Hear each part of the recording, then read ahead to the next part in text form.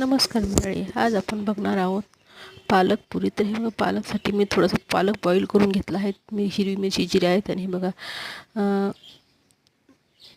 2 वाटी गव्हाचं पीठ आहे, 1 वाटी तांदळाचं पीठ आहे आणि अर्धी वाटी बेसन पीठ आहे. त्यात ओवा टाकलेला आहे आणि थोडेसे तीळ पण टाकायचे आहे त्याच्यामध्ये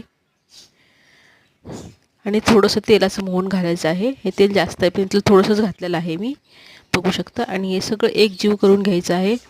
हे बघा, हे सगळं मिक्स करून एकजीव करून घ्यायचे. आणि पालक मी बॉईल करून घेतलेला मिक्सरला लावला आहे, बघू शकता. पालकची पेस्ट केलेली आहे. आणि हे बघा, पालकचे असं घट्टसर असं पीठ मळायचं, जास्त पातळ नाही मळायचं आपल्याला, कारण मग पुरी बनत नाही त्याची.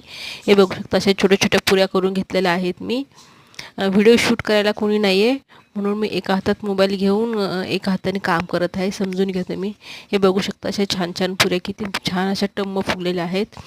या पुऱ्या 8 ते 10 दिवस एकदम खुसखुशीत राहतात आणि खूप छान लागतात संध्याकाळच्या नाश्त्यासाठी किंवा